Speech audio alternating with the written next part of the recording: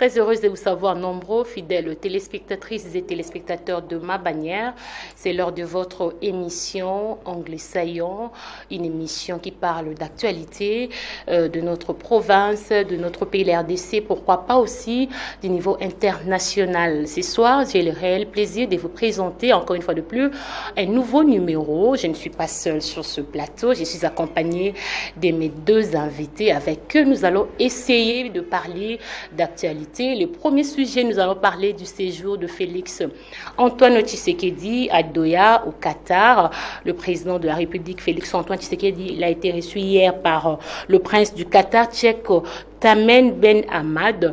Nous allons essayer de parler des nouveaux accords signés avec ce pays asiatique. Le deuxième, nous allons parler, ces sujets fait couler encre et salive, le retard de la sortie du gouvernement Sama Lukonde, jusqu'à quand le peuple congolais va connaître les nouveaux membres du gouvernement. Ça, c'est notre deuxième sujet. Le dernier, nous allons parler de la rentrée parlementaire ou de l'ouverture de la session ordinaire du mois de mars à l'Assemblée provinciale du Congo central. Je m'en vais dire déjà bonsoir à notre invité. Lui, c'est Sembol Umba. Il est leader politique Congo, leader rationnel politique Congo, Mbouete Tezetou et Debou Sekibanza. Bonsoir, monsieur Sembol Umba. Bonsoir, madame la journaliste. Je suis très heureux d'être sur ce plateau de Ma Bannière TV. Encore une fois de plus, coup de chapeau à Dr Yoba et à toute l'équipe, pourquoi pas à Chambouy, qui chapeaute cette chaîne de télévision. Et merci beaucoup à tous les fidèles téléspectateurs de Matadi.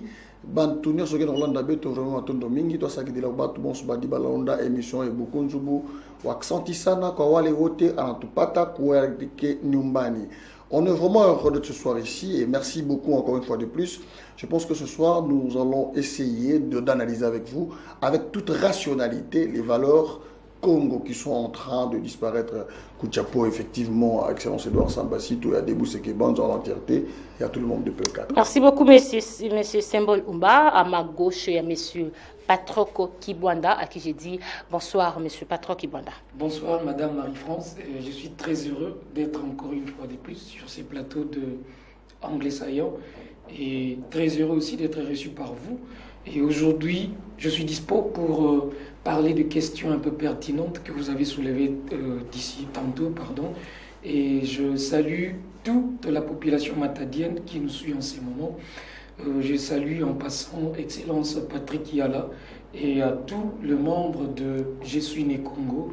Et nous sommes là pour vous servir et parler de la province, des questions aussi très très pertinentes que Madame Marie-France nous propose ce soir. Merci. Vous avez compris, ce sont là mes deux invités avec qui nous allons parler d'actualité. Comme je vous ai dit, je rappelle que M. Patrok Kibwanda, il est analyste politique. Le premier sujet, comme je viens de le dire, le séjour de Félix Antoine Tshisekedi à Doha, au Qatar. Plusieurs accords ont été signés, entre autres la coopération économique commerciale et sur la modernisation. Monsieur Sembol Umba, je m'en vais vous poser la première question. Beaucoup d'accords que le chef de l'État a signé, mais jusqu'à aujourd'hui, beaucoup aussi, il n'y a aucune réalisation. Dites-nous un peu, quel est l'intérêt de cet accord à la population congolaise? Merci beaucoup. Je m'en veux saluer les initiatives toutes que le président de la République a prises. Mais seulement, il y a un problème avec le Congo, c'est que j'aimerais vous dire ici, Madame Marie-France, que ce n'est pas la faute au président Tshisekedi ou à tous les autres présidents, ou encore moi, au gouverneur de la province du Congo central, à Toumatoubouana. Mais il y a un problème au Congo, c'est que parfois il est déplorable de voir qu'un désert peut venir signer des accords économiques avec un pays aussi florissant que la République démocratique du Congo. Si vous vérifiez bien, le Qatar, c'est vraiment dans le coin du monde le moins florissant par rapport à tout ce que peut représenter la République démocratique du Congo. Mais bon, qu'à cela ne tienne, il y a Senghor qui a évoqué le rendez-vous du donner et du recevoir. Donc, puisqu'on est en crise de plusieurs capacités sur le plan technologique, sur le plan scientifique, et donc j'espère que le Qatari ont une certaine avance sur ce point. Mais normalement, en principe, ce devrait être le Qatari qui devrait venir au Congo pour venir chercher à signer des accords avec nous parce que nous avons un pays, qu'on ne cesse de le dire, pluripotentiel, plénipotentiel. Donc dans notre pays, vous ne trouverez pas de problème d'eau qui peut-être se pose au Qatar. Vous ne trouverez pas de problème de végétation qui se poserait au Qatar. Vous ne trouverez pas de problème de flore, de faune et même pas de problème sur la dimension de l'avoir du sol et du sous-sol. Les amis de l'UDPS pendant plusieurs années nous ont prêché sur ce qu'on appelait le Djalelo.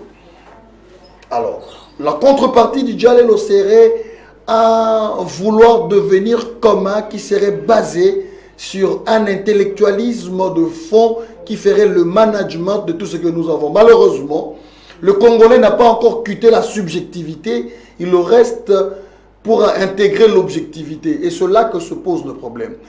Mal juger le président Tshisekedi d'aujourd'hui, c'est ce que les gens ont fait hier avec son prédécesseur, et c'est ce que les gens ont fait continuellement avec celui qui a précédé son prédécesseur. On a traité Mouzé Laurent Désiré Kabila de dictateur, de méchant et de tout. Kabila vient, on le traite de sanguinaire et de tout.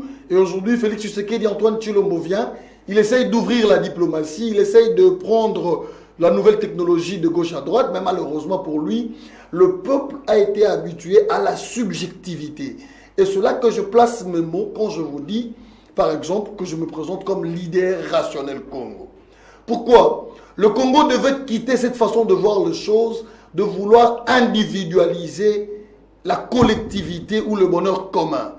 Ça veut dire que quand le chef de l'État quitte les pays pour prendre un contact avec un autre pays, il ne faudrait pas chercher à demander de bilan au président de la République, mais il faut chercher à savoir qu'est-ce que le pays en ensemble gagne. Alors, l'accompagnement du chef de l'État, vous savez que le chef de l'État, ce n'est pas une divinité, c'est une personne humaine. Il est fait de qualité et de faiblesse. Alors, dans l'entourage qu'il a comme conseil ou collège de sages, ces gens aussi, ce ne sont pas des divinités également, ils ont aussi certaines faiblesses. Moi, je pense que la contribution de chaque citoyen congolais devait résider dans la capacité de vouloir accompagner l'action du chef de l'État. Vous savez, quand un chef de l'État échoue, ce n'est pas le chef de l'État qui échoue, mais c'est le pays qui recule de plusieurs autres années. Donc, nous saluons son initiative, mais nous aurons souhaité que dans le Congo, une politique managériale sur la gestion du potentiel congolais puisse être développée. Vous allez voir, il y a certains pays qui vivent justement seulement par le tourisme. D'autres pays, on va vous parler du port d'Amsterdam. Pendant qu'au Congo, ici chez nous, dans le Congo central seulement, nous avons la possibilité d'avoir autant de ports. Mais ce port ne peut même pas participer au bien-être, je ne dis pas de toute la population, parce qu'il y a les évasions fiscales, on y reviendra peut-être avec vous, mais ne peut même pas participer au bonheur du citoyen matadien. Le matadien s'est dit, je suis dans une ville portière, pourquoi? En quoi le port de Matadi me profite? Aujourd'hui, on en a plus de 2. Et si je vais par exemple dans les autres sites, tu vas en Banzangung où tu trouves de grottes où il y a des poissons aveugles. Ce poisson, dans l'univers entier, il n'existe qu'au Congo, et particulièrement au Congo central. Et quand tu retires ce poisson de l'eau, il meurt. Quand tu le remets dans l'eau, il revit. Mais quel est l'apport de ce potentiel que le Congo a? Je pense que le Congo a beaucoup à offrir au lieu d'avoir beaucoup à demander. Donc je ne contredis pas le chef de l'État. On est dans une situation telle qu'il est obligé à les faire pour booster sa politique. Mais je pense que le Congolais doit commencer à réfléchir de manière à ce qu'il vende la potentialité qu'il a afin d'attirer des capitaux importants pour la transformation du social congolais. Notre émergence ne viendra pas du coup de pouce d'autrui, mais il viendra de ce que nous ferons de notre propre pays. Monsieur Patrick Kibwanda, je pose la question.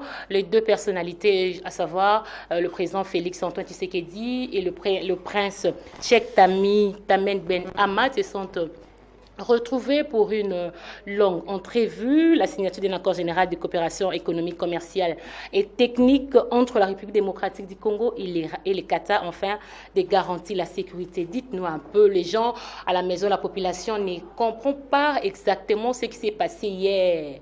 Est-ce que cet accord qu'est-ce que la population bénéficie exactement de cet accord? Merci madame. J'aimerais un peu parler à la population qui nous suit en ce moment. Le chef de l'État s'est déplacé au Qatar pour un accord qui a 3 volets. D'abord, le volet politique, le volet économique et le volet social. Du point de vue politique, cet accord, le président de la République est allé pour renforcer les liens d'amitié entre la RDC et le Qatar.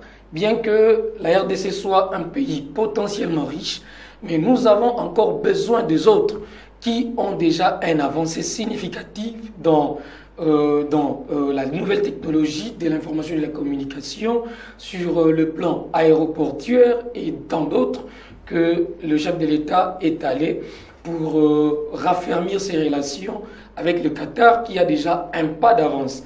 Et sur le plan économique, le chef de l'État est allé signer un bon nombre d'accords pour la modernisation de nos 3 ports, à savoir le port de Matadi, de Boma et celui de Kinshasa, et aussi les aéroports de Lubumbashi et celui de Ndolo. Le voyage du chef de l'État a un bénéfice vraiment très important pour le pays. Pourquoi? Parce que si demain le Qatar venait avec tous les techniciens, tous ces hommes pour travailler sur cet accord, le Congo aura encore une avancée, et ça servira au peuple congolais de bénéficier du travail et aussi de la nouvelle technologie, parce qu'il faut noter que dans ces accords, le chef de l'État a aussi négocié pour la formation de jeunes Congolais, des jeunes qui seront formés pour travailler dans ces ports renouvelés, dans ces aéroports pour l'intérêt toujours de la RDC.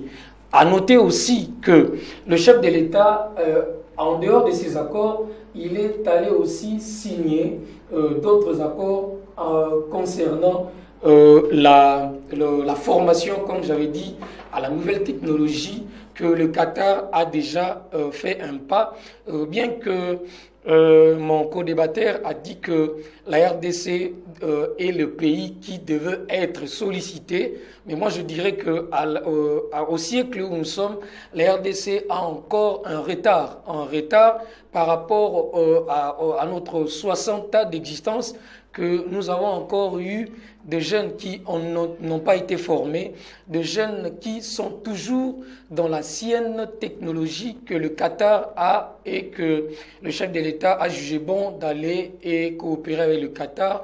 Dans un avenir proche, nous verrons ces réalisations et le Congo sera servi, tout le monde sera bénéficiaire. Le Congo sera servi et tout le monde sera bénéficiaire, M. Symbole Oumba. Il reste que 2 ans pour le mandat de chef de l'État. Donc, en fait, 2003, ça sera déjà le fin mandat. Est-ce que l'effectivité de tous ces accords, la modernisation des ports et aéroports, sera possible? Moi, je pense qu'il y a des gens qui ont réfléchi avant nous. Vous avez Antoine de Saint-Exupéry, qu'on appelle ce texte.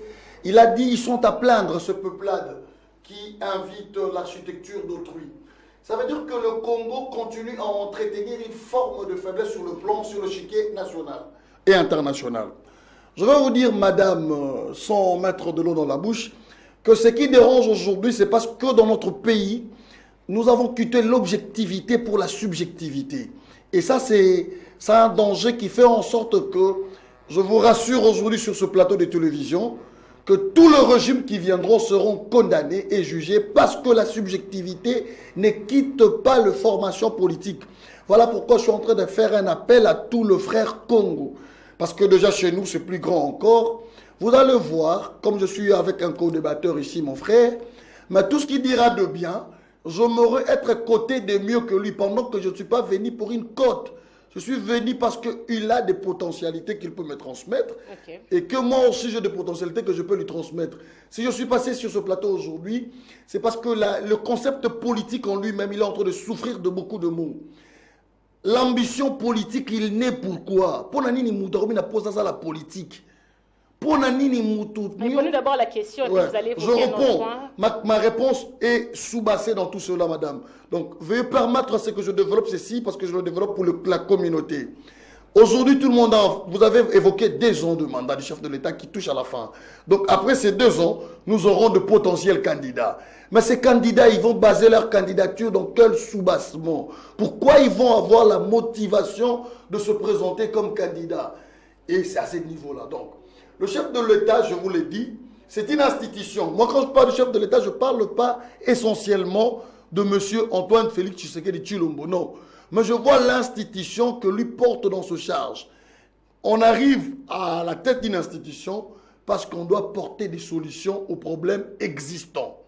Alors, dans le cadre des problèmes existants, il trouve qu'il y a une certaine défaillance sur le plan éducationnel. Et donc, en ce moment, il est bon qu'il prenne contact, mais il devait, en tant que garant de la nation, instruire toute cette bande toutes ces compétences universitaires que nous avons, tous ces professeurs d'université, tous ces docteurs, à pouvoir refonder leur savoir sur la transformation du citoyen congolais. Le transfert de technologies, c'est bon, mais est-ce qu'un matin d'ici, quelle est la quantité de personnes qu'on va prendre pour participer à cette nouvelle technologie? Vous savez, je vous ai dit une chose ici. Il y a par exemple des réalités qui sont authentiquement congolais. Le Qatar, par exemple, ils n'ont pas de grottes où il y a des poissons aveugles.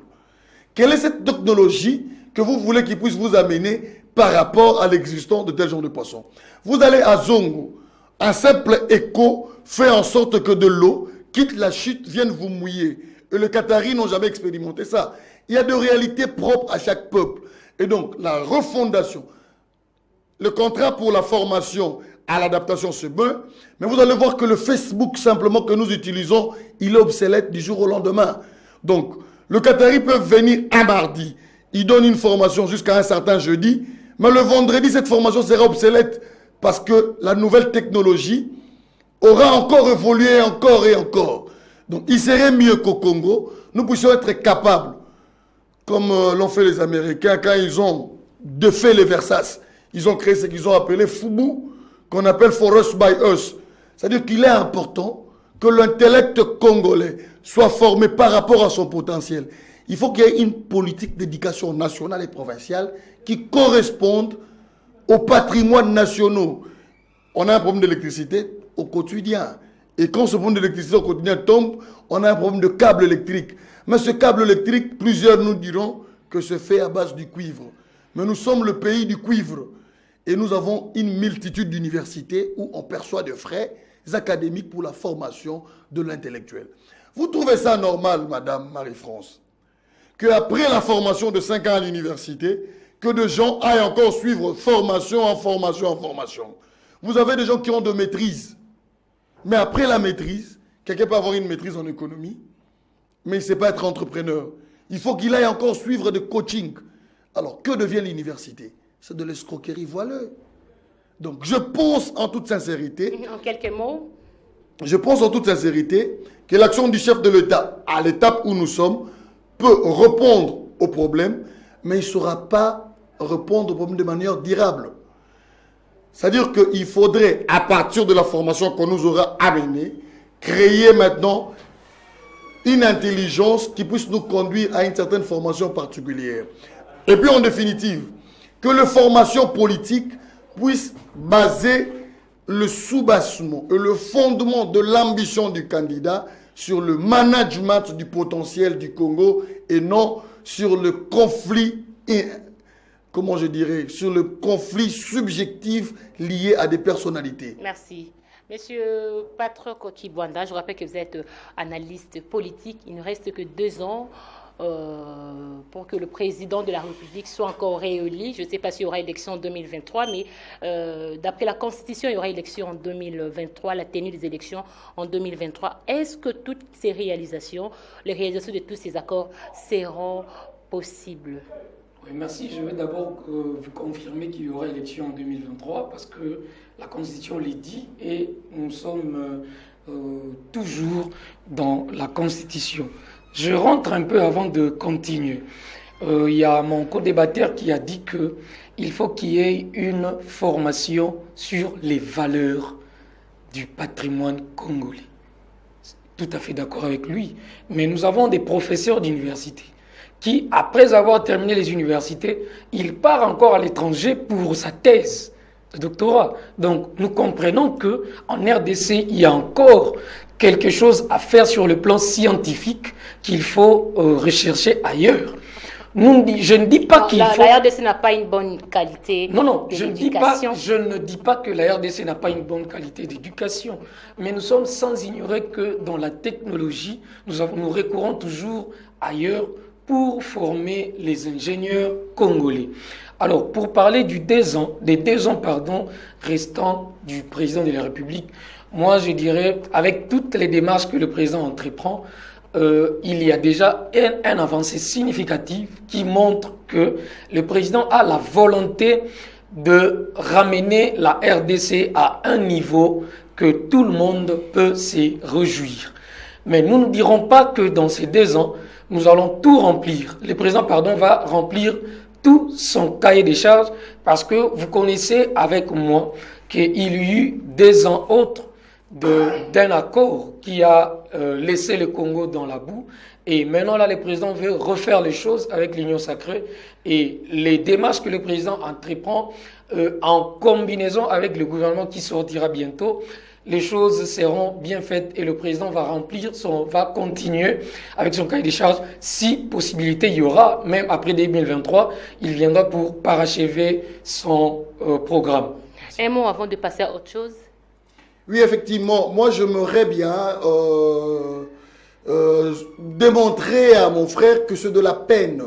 Je pense que le président de la République, c'est le responsable de la politique nationale. C'est pourquoi on l'appelle garant de la nation. Et dans la politique nationale, le parti du président de la République, c'est le parti socialiste. Donc, tu vois, en dépit des campagnes politiques, il y a 2 grandes classes. Il y a la gauche et la droite. En dépit du socialisme, en dépit du capitalisme, mais il faut savoir dicter la politique de la nation. Donc, il faut... La bonne intention, ça ne peut pas être dit du chef de l'État. D'accord. On ne dit pas d'un chef de l'État qu'il a la volonté, qu'il a la bonne intention, non. On dit du chef de l'État qu'il a le moyen de faire agir ce qu'il est en train d'inscrire dans son programme. Parce que le niveau intentionnel, il est subjectif. Mais la gestion du pays ne peut pas demeurer dans le subjectif. Moi, je pense que l'accompagnement que nous faisons tous au chef de l'État, puisque c'est notre premier citoyen, devrait être pris dans le sens que le chef de l'État devrait comprendre que l'éducation, au niveau où nous sommes, il est à reformer avec des refondations essentiellement basées sur des réalités purement congolaises dans le souche. Parce que les chercheurs, que sont les professeurs d'université, devaient avoir la capacité. Il existe un ministère de la recherche scientifique dans ce pays. Et ce ministère a un ministre à son tutelle. Donc ce monsieur devait se mettre à la dimension de l'universalité du savoir du monde et demander de moyens à l'État pour pouvoir répondre aux besoins intellectuels. Parce que, s'il vous plaît, madame, ce n'est que la lumière du savoir qui éclaire le monde. Si nous avons une caméra en face de nous, si nous avons un micro, si nous avons une chaîne de télévision, c'est parce que des citoyens dans certains pays avaient mis leur savoir à la matérialisation de ce qui n'a pas existé concrètement, de ce qu'ils ont tiré du plus profond du savoir abstrait pour le rendre concret. Donc, la dimension de la concrétisation du savoir et non du plagiat, parce que vous allez voir que le travail de fin d'études qui se font dans toutes les universités ici, c'est du plagiat, c'est de la lecture, c'est Merci beaucoup. Bien noté, bien reçu. Je rappelle que vous êtes leader rationnel politique Congo, Mboete Zetou et Debout Sekebanza. Nous passons directement à notre deuxième sujet, le retard de la sortie du gouvernement Samalou Kondé. Ce sujet fait susciter des réactions de part et d'autre. D'après le secrétaire général de l'UDPS, M. Augustin Kabouya, a dit que le président a refusé de signer les ordonnances parce qu'il n'y a pas la représentativité des femmes dans des listes, les listes que les présidents a, ou les listes de partis politiques. Il n'y avait pas eu un grand nombre de femmes. Monsieur Kaboui Kibwanda Patrok, je rappelle, vous êtes analyste politique. Le président a refusé de signer les ordonnances parce qu'il n'y a pas eu représentativité des femmes. Est-ce que cela est vrai ou ce n'est pas un faux fouillant? Bon, le propos du secrétaire général de l'UDPS était clair. Et c'était aussi ce que le président de la République avait dit déjà avant, lorsqu'il a rassemblé lorsque l'informateur Bahati Lukwebo avait rassemblé tous les leaders des partis politiques. L'informateur, oui, Bahati Lukwebo, avait rassemblé tous les leaders des regroupements et partis politiques et il leur avait dit aussi la question sur la représentativité de la femme, dans le prochain gouvernement. Alors, il était question maintenant de respecter cette représentativité. Le problème qui était contraire, aux leaders politiques qui ne veulent pas jusque-là que les femmes soient représentées. Alors que la Constitution les dit clairement. Il faut respecter les genres.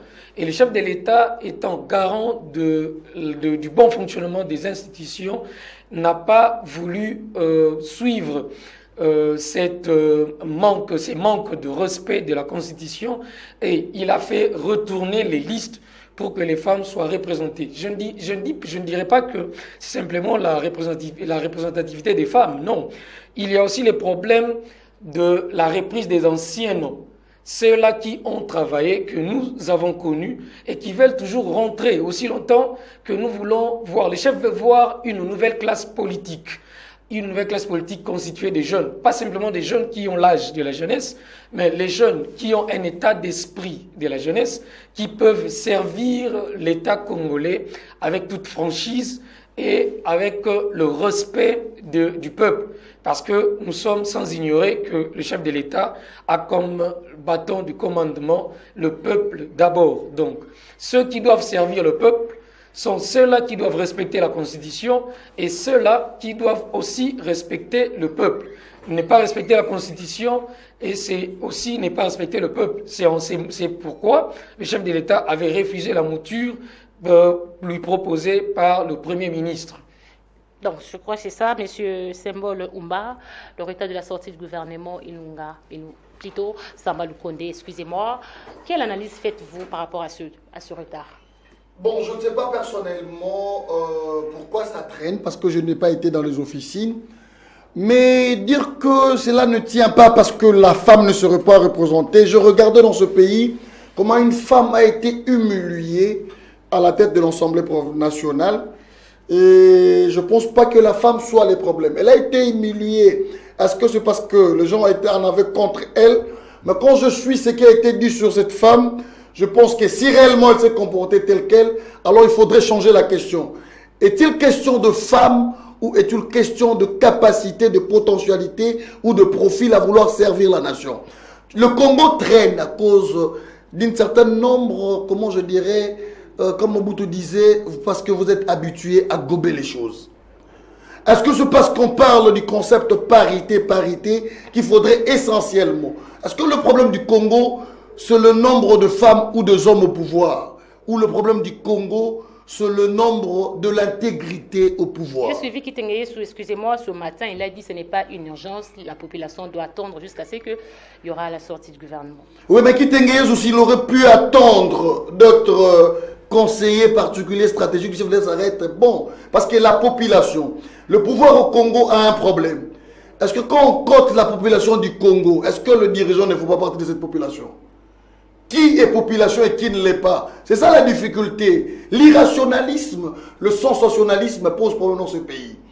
Vous avez un citoyen qui passe à la télé, qui parle du peuple. Et lui, il fait partie de quoi? Quand on dit peuple d'abord, et toi, tu es qui? Mes frères congolais, il faut qu'on arrête de vous duper avec des concepts malhonnêtes. Le pays n'a pas besoin de femmes ou de hommes. Le pays a besoin du savoir-faire et de l'intégrité. Mais il faudrait respecter aussi les 30%. Oui, la représentativité des femmes, monsieur. 30%, ce n'est qu'un concept. Je vis Carole Aguito, DG. Je ne sais pas d'une quelle institution, j'oublie un peu. Sonas. Mais je vis des gens marcher avec des cercueils parce que cette femme était en train de malmener des citoyens. C'est pas moi, mais je regardais à la télé. Donc, la question qui se pose au Congo, le citoyen congolais, il trime dans la misère la plus lourde. Aujourd'hui, le gouvernement est en train d'expédier les affaires courantes. Mais dans ces affaires courantes, qu'est-ce qui peut décider le ministre de Défense aujourd'hui pendant qu'on assassine brutalement des citoyens congolais?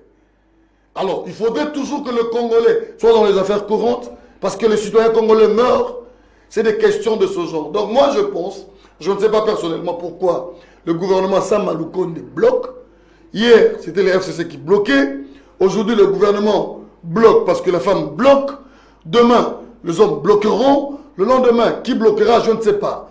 Mais c'est que moi, je pense que ce pays, ces messieurs qui sont venus de gauche-droite, en plus, si le secrétaire général de l'UDPS aurait pu nous dire, dans la proposition UDPS au pouvoir, quels étaient les pourcentages féminins dans le liste UDPS, ça serait bien. Et l'informateur, et tout le membre de l'Union sacrée, pourquoi ils n'ont pas respecté déjà de deux parts, dans la présentation de leur liste, cette représentativité féminine? Donc, voilà un peu. Mais moi, je pense que le gouvernement, il traîne, à mon sens, parce que le travail à faire est un peu plus grand. Et 2 ans, pour répondre aux problèmes de Congolais, c'est petit, mais ils doivent être compétents. Donc je pense que ça traîne parce que les oiseaux rares ne sont pas encore identifiés. D'accord. Monsieur Kibwanda, il y a la CAGE, une association, a donné un ultimatum aux politiciens au cas où la sortie du gouvernement sera bloquée. La population va manifester pour solliciter l'implication du chef de l'État, Félix Tshisekedi, à dissoudre le Parlement, l'Assemblée nationale. Vous partagez les mêmes points de vue? Monsieur Kapiamba a toujours donné des ultimatums. Il a donné l'ultimatum au gouverneur Atumatu Bouana. Il a donné l'ultimatum. Mais moi, je me pose toujours la question de savoir, est-ce que quand on donne un ultimatum, on a un plan B pour remédier à une situation qu'on déplore? Ça n'engage que M. Kapiamba et sa cohorte. La sortie du gouvernement, comme a dit mon co-débatteur, si seulement, parce que le chef de l'État avait refusé la mouture pour la non-représentativité de la femme, mais moi je crois aussi, au sein du gouvernement, il faut qu'il y ait des gens capables à servir le peuple. Et si aujourd'hui on faisait sortir un gouvernement qui, en son sein, se retrouvent les gens qui aussi mettront aussi mal M. Kapiamba, alors Akaj aura toujours des ultimatums à donner, le pays ne va pas marcher. Alors, à ces moments ici, nous n'avons pas besoin de rester dans la rue, nous avons besoin d'avoir un gouvernement qui va servir le peuple, qui va servir la population dignement et honnêtement, et un gouvernement qui sera constitué des rangers, comme avait dit l'excellent Sama Lukonde, mais qui tarde à venir. Pourquoi? On ne sait pas. Il y a des questions sur terrain, notamment la sécurité à l'est du pays, qui nécessite quelqu'un qui sera là pour résoudre le problème. Mais jusque-là, comme a dit mon co-débatteur, il y a toujours la gestion des affaires courantes. Qui prendra la décision? Qui prendra la décision par rapport aux provinces? Qui prendra la décision sur la chaîne des dépenses? Qui prendra la décision, etc., ainsi de suite. Nous attendons, nous sommes prêts à consommer ce que le gouvernement Sama Lukonde va nous présenter sur la table, mais plus les temps passent, plus le peuple commence à se fatiguer. Mais le peuple qui est souverain attendra sa souveraineté par ceux-là qui sont censés le servir. Merci. Monsieur Sembol Oumba, vous partagez les mêmes points de vue que l'association ACAJ. Bon, La dissolution de l'Assemblée nationale. je pense que les associations de droits de l'homme au Congo devaient se focaliser particulièrement sur le massacre de Congolais à l'Est et puis sur le pillage des avoirs du Congo et non à s'acharner sur des fils du pays qui sont en train de chercher à ressortir ce pays du gouffre. Vous savez, c'est parce que je suis avec vous ici à Matadi que nous parlons aisément et librement. Mais il y a chaque jour un fils, une mère, un père, une tante qui perd facilement un frère, un neveu, une soeur cruellement assassinés. Et donc, ces histoires des ACAJ ou consorts, ils sont libres d'exister, mais je pense que quand on se relève un matin, on regarde que la voiture la plus chère du monde, aujourd'hui c'est la voiture électrique qui est faite sur base de coltan, dont la batterie vient du coltan. Et dans ce coltan, pour la plupart, est tiré à Kanyama, à KCC. Alors vous allez vous dire que la personne la plus riche qui roule dans cette voiture, c'est la personne la plus riche au monde. Mais aucun Congolais ne peut se permettre de se payer cette voiture dont les origines sont tirées au Congo. Je vous apprendrai en passant... Rapidement, avant de passer à autre chose. Oui, effectivement. Parce que quand on affirme des choses dans ce pays, on ne tient pas compte. Quand je vous ai parlé du patrimoine congolais, on ne tient pas compte. Vous avez par exemple un citoyen français qui se permet de se faire 2 milliards sur la côte est de notre province, mais il n'a jamais foulé. Vous croyez que Léopold est parti? Mais il y a de Léopold jusqu'à ce jour de citoyens qui sont devenus milliardaires au monde parce qu'ils ont des possessions dans le Congo central, mais sans avoir foulé un seul pied à Kinshasa. Et maintenant, vous allez vous réveiller un matin, le citoyen de Mwanda, il vit de la pollution pétrolière, il n'a pas de route, il n'a pas d'électricité, et vous avez un ACAJ qui veut s'attaquer à un truc qu'on appelle l'Assemblée provinciale. Le citoyen congolais national plutôt. Le citoyen congolais s'est prononcé pour envoyer à l'Assemblée nationale des élus, mais poussé je ne sais par quoi, lui veut que ces élus tombent, parce que lui, il a dans sa poche le moyen d'organiser les élections. On doit quitter cette subjectivité pour aboutir à la réalité et à défendre de réels droits des Congolais qui est appauvri tout le jour. Ok, passons rapidement à notre troisième et dernier sujet. Aujourd'hui, il y a eu ouverture de la 5e session ordinaire du mois de mars à l'Assemblée provinciale du Congo central. Dans son mot d'ouverture, le président de l'Assemblée provinciale, Jean-Claude Vouemba, a constaté pas mal de choses, entre autres la dégradation de la situation sécuritaire dans notre pays, le coulage de recettes. Monsieur Sembol, à vous la parole. Merci beaucoup. Je me permettrai avec vous et devant ce plateau de placer quelques mots par rapport au Congo central en cette matière. Je suis en train de féliciter tout le peuple Congo d'abord, mais je suis en train de lancer un appel. Veuillez m'excuser que je ne réponde pas directement à ce que vous m'avez posé comme question, mais il y a un problème crucial au Congo central. Tout le jour, je lis les réseaux sociaux, tout le jour, je suis le Facebook, WhatsApp, mais que c'est désolant, que c'est triste de voir un si grand peuple que le Congo. Quand vous allez vous renseigner chez nos frères de Nzila Congo, ils vous apprendront que Congo signifie une divinité à Congo. Et que ce pays-ci s'appelle malheureusement ou heureusement Congo, c'est parce qu'il existe dans ce pays un peuple qui porte le nom de Congo. Malheureusement, quand vous regardez les réseaux sociaux, l'insécurité que le président Jean-Claude Vouemba évoque, il naît de l'apathie que le Congolais, ou sinon le peuple Congo développe les uns contre les autres. Il y a une certaine cruauté, il y a une certaine haine, il y a une certaine méchanceté qui s'enracine dans le cœur de chaque fils Congo. Bana Matadi, Bana Boma, Bana Mbanzangungu, Bana Sekebanza, partout où vous soyez, un être parfait n'existe pas. Un être complet n'existe pas. Et on est tous, comme on dit dans ma langue, dans mon patois, c'est-à-dire que nous sommes complémentaires. Que le gouverneur Atou ait la gestion de la province, que ce soit le Mbouta, Jean-Claude Vouemba ait la gestion de l'Assemblée provinciale, que le ministre provincial qui a été nommé, que le commissaire général de nommé, nous devons, si nous voulons aller de l'avant, quitter les sensationnalismes. L'insécurité, M. Sembo. L'insécurité, c'est à ce niveau. L'insécurité naît de la méchanceté interne. Des coulages de recettes. Oui, je vais arriver là-bas. C'est tout ça de l'insécurité. Qu'il s'agisse de coulage de recettes, qu'il s'agisse de l'insécurité, des agressions, des attaques dans les maisons de gens, ça naît de la haine, de la jalousie, du manque de tolérance. Quand vous n'arrivez pas à tolérer quelqu'un avec qui vous devez vivre, alors maintenant vous allez organiser ce qu'on appelle soit des agressions physiques ou soit des agressions intellectuelles qui seront de forme de coulage de recettes. Quand les gens organisent des coulages de recettes, c'est pour donner seulement un bilan négatif à ceux qui ont la gestion de la province. C'est pourquoi on va organiser des coulages de recettes. Mais maintenant, est-ce qu'ils ont tort? Est-ce qu'ils ont été bien traités? Parce que c'est multidimensionnel. Je ne veux pas dépendre de vos mots pour que je sois pas mal pris. Ici à ma bannière télévision, oui, ici à ma bannière télévision, le DG peut observer qu'il ne fait pas des recettes qu'il a voulu. Oui, les gens peuvent être mal intentionnés de vouloir l'aider à échouer parce qu'ils sont de mèche avec d'autres chaînes, mais également, il peut être à la base de cela parce qu'il ne sait pas entretenir son personnel.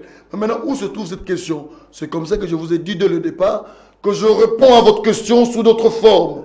C'est de la méchanceté, le non-estime et le non-conservation. S'il vous plaît, rapidement, ça fait partie, oui, ça fait partie de valeurs Congo. Le Congo, c'est quelqu'un de respectueux, de solidaire et de rassembleur. Je demande à tous les fils de Congo. Nous sommes en train de perdre valeur sur le plan national. Ça sera votre mot de la fin, Monsieur Patrick Ibwanda, le président de l'Assemblée nationale, a parlé de l'insécurité provinciale, excusez. Il a parlé de l'insécurité des coulages de recettes au niveau de la province du Congo central. Oui, le président Jean-Claude Bouemba, s'il a parlé de l'insécurité du coulage de recettes, comme a dit mon co-débatteur, c'est un problème multidimensionnel aussi, moi je dirais. Parce que lorsque vous décriez l'insécurité au Congo central, mais vous êtes censé résoudre le problème et que vous ne le faites pas, c'est qu'il y a quelque chose qui est dedans, ou vous êtes dedans, ou c'est vous, ou il y a des gens qui sont autour de vous qui travaillent sur l'insécurité. Nous sommes à Kassangoulou, le fief du président Jean-Claude Bouemba. Il y a l'insécurité. À Kisantu, à Mbanzangungu, le fief du gouverneur, à Matadi, n'en parlons pas. À Sekebanza, il y a l'insécurité. Toute la province baigne l'insécurité.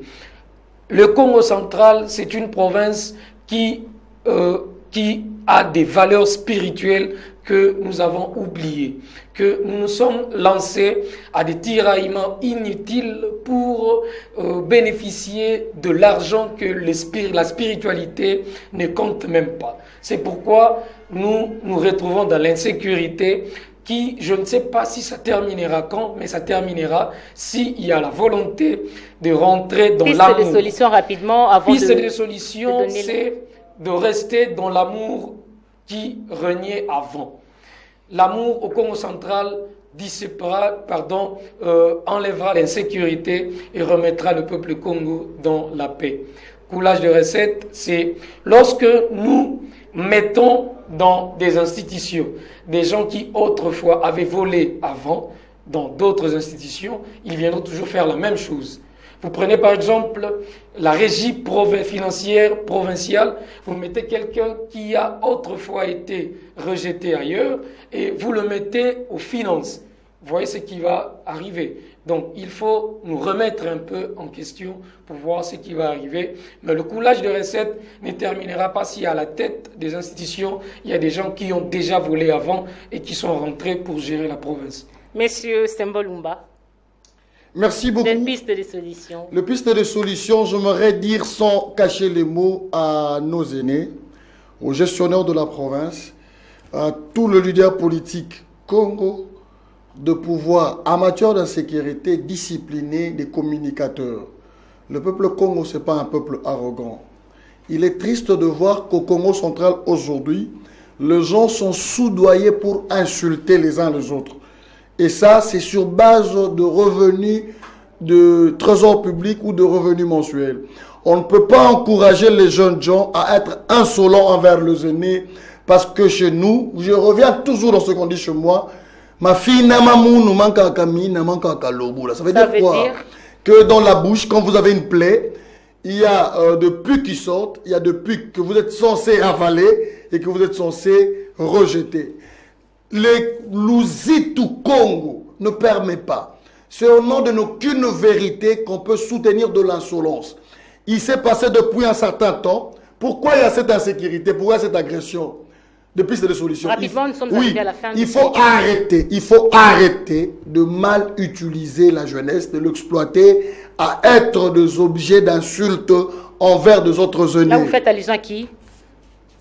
Arrêtez d'instrumentaliser la jeunesse. Là, je vous ai dit l'autre fois que moi, je fais partie des jeunes. Mon père, à mon âge, il avait déjà la charge de sa famille. Je vous avais dit avant ça que quand vous parlez de jeunesse, il faut savoir cadrer les choses.